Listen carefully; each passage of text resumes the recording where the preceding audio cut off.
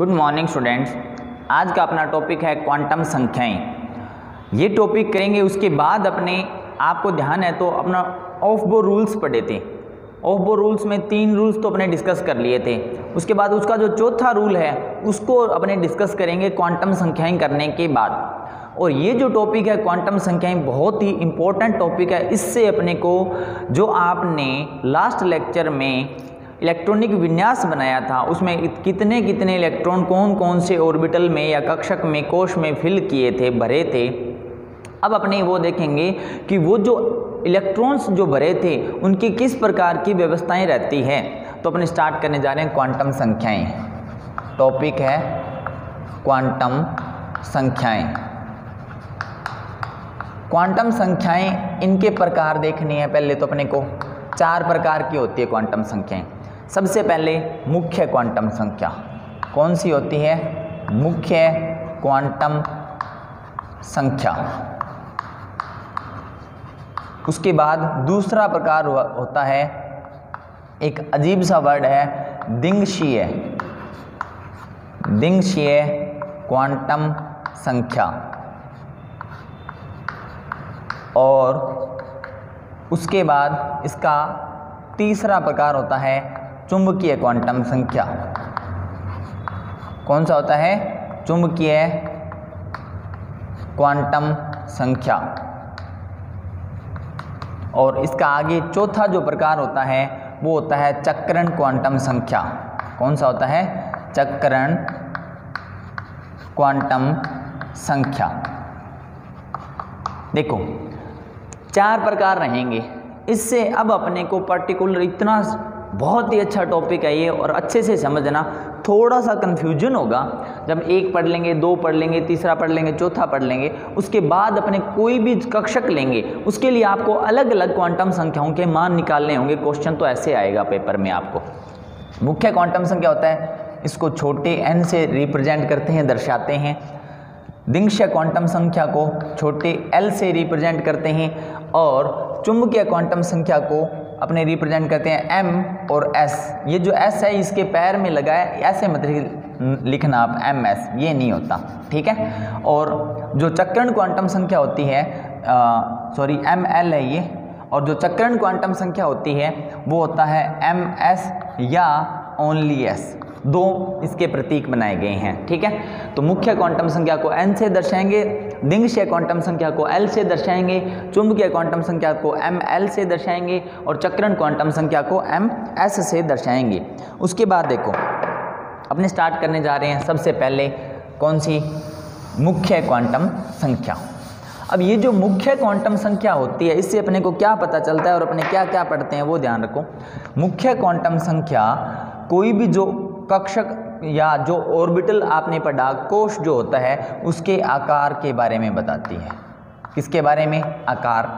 और उसकी ऊर्जा के बारे में भी बताती है। किसके बारे में? आकार और ऊर्जा के बारे में अपने को पता चलता है। और वो किससे पता चलता है? वो पता चलता है मुख्य क्वांटम संख्या से। अब देखो अपने को n की वैल्यू लिखनी है और मुख्य क्वांटम संख्या के लिए n का जो मान होगा वो हमेशा 1 से स्टार्ट होगा, 2, 3, 4 ऐसे आगे से आगे चलता जाएगा, ठीक है। तो n की जो वैल्यू है वो कहाँ से स्टार्ट होगी? 1 से स्टार्ट होगी। n बराबर 0 नहीं होगा कभी भी, ये ध्यान रखना। तो अपने क्या लिख सकते हैं? n बराबर 0, इसको क्रॉस कर दो। इसका मतलब ये होता है कि n बराबर 0 नहीं होगा कभी भी। किसी भी कोश के लिए n की वैल्यू क्या होगी? 0 नहीं होगी, ठीक है। अब अपने बात करते हैं कि अगर n की वैल्यू 1 है या n की वैल्यू 2 है या n की वैल्यू 3 है या n की वैल्यू 4 है, आगे ऐसे कंटिन्यू कितने भी हो सकते हैं, ठीक है। तो n की वैल्यू जब इतनी है तो कक्षक कौन से होंगे? क्या कक्षक कौन से होंगे ये ध्यान रखो। या कोश शब्द लिखते हैं वो ज़्यादा बढ़िया रहेगा। कोश। n की वैल्यू जब 1 आती है तो k कोश होता है। n की वैल्यू जब 2 आती है तो k l कोश होता है। फिर m और फिर n, ऐसे चलते जाते हैं। अब ये है क्या? देखो ये परमाणु के बारे में बता रहा है। परमाणु का आकार कैसे होगा या किसी कक्षक का आकार, कोश का आकार कैसे होगा और उसमें इलेक्ट्रॉन कितने आएंगे, कैसे आएंगे, ये सब चीज़ें बताता है। जैसे अगर मैं बात करता हूँ परमाणु की, तो आपने परमाणु देखा है, आपने परमाणु पढ़ा हुआ है छोटी क्लासों में। तो परमाणु जो होता है उसमें सबसे बीच में नाभिक होते हैं और ये इसकी कक्षाएं होती हैं, या इसको कोश भी बोलते हैं। कक्षाएं या क्या होता है, कोश होता है। तो सबसे अंदर वाला होता है उसको के बोलते हैं, फिर बाहर वाला एल, फिर उसके बाद के एल एम एन, ऐसे कंटिन्यू होता है, ये वो चलते जाते हैं। ठीक है, तो आपको ये पता चला कि जब n की वैल्यू 1 आती है तो उसमें जो कोश होगा वो कौन सा होगा, k। जब n की वैल्यू 2 आती है तो कोश कौन सा होगा, l। n की वैल्यू 3 आती है तो कोश कौन सा होगा, m। n की वैल्यू 4 आती है तो कोश कौन सा होगा, n। तो देखो जैसे ये मैंने लिखा यहाँ पर, इसके लिए n बराबर है 1, l जो है इसके लिए n बराबर है 2, m जो है इसके लिए n की वैल्यू है 3। तो ये ऐसे इनकी वैल्यू होती है। फिर अब आपने ये ध्यान रखना है कि कोई भी जो कोश होता है उसमें अधिकतम इलेक्ट्रॉन कितने होते हैं। क्या लिखेंगे अपने, कोश में अधिकतम इलेक्ट्रॉन की संख्या कैसे निकालेंगे, अधिकतम इलेक्ट्रॉन की संख्या, इसके लिए फॉर्मूला होता है और वो होता है 2n²। क्या, 2n²। और ये जो n है इसकी वैल्यू ये यहाँ पर ऐसे है। ठीक है, तो अब अगर मैं बात करूँ कि भाई k जो है, ये फॉर्मूला है, इसको थोड़ा अलग लिखते हैं, अपने अलग जगह लिखेंगे। इधर देखो क्या, कि कोश में अधिकतम इलेक्ट्रॉन अगर अपने को काउंट करने हुए, अधिकतम इलेक्ट्रॉन निकालने पड़े तो उसके लिए फॉर्मूला होता है 2n²। क्या फॉर्मूला क्या होता है, कोश में अधिकतम इलेक्ट्रॉनों की संख्या कैसे निकालेंगे, 2n² से। तो यहाँ पर मैं लिख रहा हूँ इलेक्ट्रॉन जैसे k जो है ये n की वैल्यू है, इस n की वैल्यू को इस फॉर्मूले में रखेंगे तो ऐसे काउंट करेंगे क्या, 2 × 1 का स्क्वायर, 1 का स्क्वायर 1 ही होता है। 1 का स्क्वायर क्या होता है, 1, और फिर उसको 2 से मल्टीप्लाई करेंगे, गुना करेंगे तो वैल्यू कितनी आ जाएगी, 2। अब ये बताता है कि ये जो n बराबर 1 है या ये जो k है इसमें इलेक्ट्रॉन होंगे 2। k के आगे अपने लिख देते हैं कितने इलेक्ट्रॉन होंगे, 2 इलेक्ट्रॉन होंगे। ठीक है, उसके बाद अगर n की वैल्यू उस फॉर्मूले में 2 रखूँ, मैं n की वैल्यू कितनी रखूँ, 2 रखता हूँ, तो काउंट करो 2 का स्क्वायर 4 और इसको 2 से मल्टीप्लाई करेंगे, गुना करेंगे तो आंसर आ जाएगा 8। कितना आ जाएगा, 8 आ जाएगा। तो जो दूसरा कोश होता है और उसका नाम क्या होता है, L, तो उसमें 8 इलेक्ट्रॉन होते हैं। L में कितने इलेक्ट्रॉन होंगे, 8 इलेक्ट्रॉन, साथ साथ अपने बनाते जाते हैं। ओके, उसके बाद अगर मैं n की जगह क्या रखूं, 3 रखता हूं, तो n की वैल्यू क्या नोट करें अपने, 3 का स्क्वायर। तो 3 का स्क्वायर कितना, 9 को 2 से गुना करेंगे कितने आ जाएंगे, 18 इलेक्ट्रॉन। तो m जो होता है उसमें कितने इलेक्ट्रॉन होते हैं, 18 इलेक्ट्रॉन होते हैं। उसके बाद n की वैल्यू निकालते हैं। n की वैल्यू निकालने के लिए 4 का स्क्वायर करेंगे, तो 4 का स्क्वायर कितना होता है, 16 को 2 से गुना करेंगे कितने आ जाएंगे, 32। तो n में कितने इलेक्ट्रॉन होते हैं, 32 इलेक्ट्रॉन होते हैं। m की वैल्यू लिख दो यहाँ पर, कितने इलेक्ट्रॉन आ गए, 18 इलेक्ट्रॉन।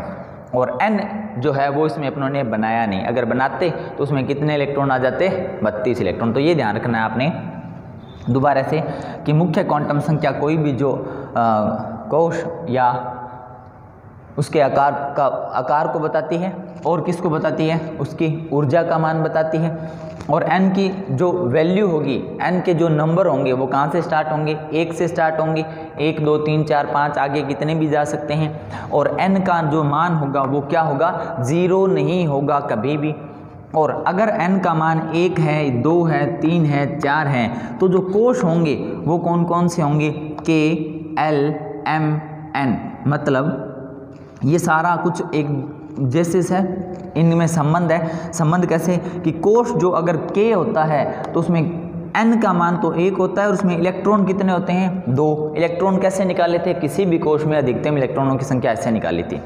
ठीक है, अब एक चीज़ और लिखते हैं अपने, यहाँ पर अपने लिखते हैं कोश की संख्या, कोश की संख्या। अब कोश की जो संख्या होती है ना, कोश में अधिकतम इलेक्ट्रॉन तो इतने आएंगे, ठीक है। अब कोस की संख्या कैसे आएगी, बहुत चीज़ें मिक्स करेंगे अपने। देखो थोड़ा सा अजीब लगेगा आपको, ये जब चारों क्वांटम संख्याएं हो जाएंगी उसके बाद में अपने परमाणु बनाएंगे। आज तक आपने ऐसा ही परमाणु देखा हुआ है, ऐसा नहीं होता। इसको पूरा इसका एक्सरे बनाएंगे, पूरा बड़ा परमाणु बनाएंगे, खोल के बनाएंगे इसको अच्छे से कि भी एन के जो है उसमें इलेक्ट्रॉन 2 आए तो कैसे आए थे, और उसमें कोस की संख्या कितनी होगी तो कैसे होगी। ठीक है, तो कोस की संख्या के लिए फॉर्मूला होता है, कोस की संख्या होती है और वो होता है n। कोस की संख्या जो है ना वो n के बराबर होती है। मतलब यहाँ पर n का मान कितना है 1, तो उसमें कोस कितना होगा 1। यहाँ पर n का मान 2 है तो उसमें कोस कितने होंगे 2 मिलेंगे आपको। n का मान 3 है तो कोस की संख्या कितनी मिलेगी 3। n का मान 4 है तो कोस की संख्या क्या होगी 4। अब जो कोश होते हैं वो आगे उपकोशों में बंटे हुए होते हैं। किस में, उपकोश में। तो अगर मेरे को उपकोश की संख्या निकालनी पड़ी, किसकी, उपकोश की संख्या, इसका फॉर्मूला होता है, ये फॉर्मूले याद रखने आपने दोनों तीनों। इसका मान होता है n²। इसका मान क्या होता है n²। तो यहाँ पे क्या लिखूँ मैं, उपकोश की संख्या, उपकोश की संख्या। तो उपकोश की संख्या अपने कैसे निकालेंगे, देखो उपकोश की संख्या उस फॉर्मूले से निकालेंगे n² से। और n क्या है, n है मुख्य क्वांटम संख्या। तो देखो n का मान 1 है, n का मान क्या है 1, तो 1 का स्क्वायर कितना होता है 1। n का मान 2 है तो 2 का स्क्वायर कितना होता है 4। n का मान 3 है तो 3 का स्क्वायर कितना होता है 9। n का मान 4 है तो 4 का स्क्वायर कितना होता है 16। तो ये इतनी सारी बातें, ये जो टेबल है आपने ये याद रखनी है अच्छे से। n का मान 1 2 3 4 हो सकता है। अगर n का मान 1 2 3 4 है तो कोश होंगे कौन कौन से, ये तो है कोश के नाम K L M और N। उसके बाद इलेक्ट्रॉन की संख्या कैसे निकालेंगे, इलेक्ट्रॉन की संख्या निकालेंगे इस फॉर्मूले से 2n² से। ठीक है, उसके बाद कोस की संख्या कैसे निकालेंगे कि भाई जो n होता है, n की जितनी वैल्यू होगी उतने ही उसमें क्या होंगे कोस। अगर n का मान 1 है तो कोसों की संख्या भी 1, n का मान 2 है तो कोसों की संख्या 2, n का मान 3 है तो कोसों की संख्या 3, n का मान 4 है तो कोसों की संख्या कितनी 4 ही आएंगी। उसके बाद इलेक्ट्रॉन की संख्या कैसे काउंट करेंगे, इलेक्ट्रॉन की संख्या, कोश की संख्या और उपकोश की संख्या। उपकोश की संख्या काउंट करने के लिए अपने पास फॉर्मूला आता है n²। क्या आता है n²। तो देखो n² का मतलब कि भाई n का मान 1 है तो उसमें उपकोश कितने होंगे 1। n का स्क्वायर, 1 का स्क्वायर 1 होता है। n का मान 2 है तो उपकोश कितने होंगे 4। n का मान 3 है तो उपकोश कितने होंगे 9। n का मान 4 है तो उपकोश कितने होंगे 16 होंगे। तो ये होती है मुख्य क्वांटम संख्या। उसके बाद अपने नेक्स्ट आगे वाली क्वांटम संख्या की बात करते हैं। इसको मैं हटा रहा हूँ यहाँ से, और वो होती है दिंगशीय क्वांटम संख्या। क्या बोलते हैं उसको, दिंगशीय क्वांटम संख्या। आज अपने 2 ही क्वांटम संख्याओं की बात करेंगे। देखो दूसरा प्रकार होता है दिंगशीय क्वांटम संख्या। क्या होता है, दिंगशीय क्वांटम संख्या। दिंगशीय क्वांटम संख्या को L से दर्शाते हैं। किससे दर्शाते हैं, L से।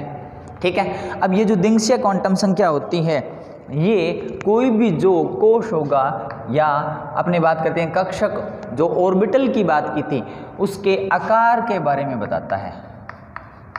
किसके बारे में बताता है, आकार के बारे में। ये किसके, सॉरी आकार नहीं, आकृति के बारे में। दस्तर कहाँ है, आकार नहीं, किसके बारे में बताता है, आकृति के बारे में। ये थोड़ा सा इजी रहेगा n से। मुख्य क्वांटम संख्या आकार और ऊर्जा के बारे में बताता है, दिंगशीय क्वांटम संख्या किसके बारे में बताता है, आकृति के बारे में। अब जैसे अपनों n का मान निकाला था वैसे l के क्या क्या मान होंगे वो देखो। l के मान जो होंगे वो होंगे 0 से लेकर n-1 तक, ये मान होंगे। क्या लिखा है मैंने, l के मान क्या होंगे 0 से लेकर l-1 तक। ये कैसे होंगे चेक करो। जैसे n का मान 1 2 3 4 ऐसे है। तो अगर उसके लिए n का मान कैसे निकालेंगे, देखो 0 से स्टार्ट करना है और n-1 तक जाना है।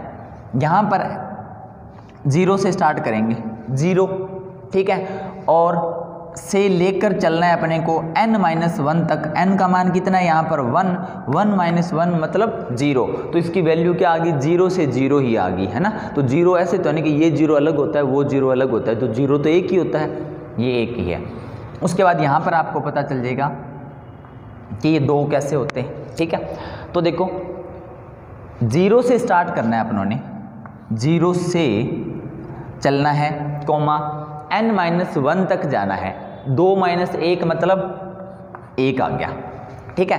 तो जब n का मान 1 होता है तो l का मान कितना होता है 0, जब n का मान 2 होता है तो l का मान 0 और 1, 2 मान आएंगे इसके, ठीक है। और फिर बात करते हैं अपने 3 है, तो 0 से लेकर यहाँ पर 3 रखेंगे, 3 में से 1 माइनस करेंगे तो क्या होगा 1 और 2, ऐसे कंटिन्यू चलना है आपने, ठीक है। तो देखो ये हो गया। और उसके बाद अगर 4 रखते हैं तो स्टार्टिंग 0 से करनी है। कहाँ से करनी है अपनों स्टार्टिंग 0 से करनी है, 0 और 4 में से 1 माइनस करेंगे तो कितना हो जाएगा 3 तक जाना है। तो से यहाँ पर ऐसे n-1 तक ये लिख लेते हैं, अब थोड़ा और बढ़िया रहेगा, है ना।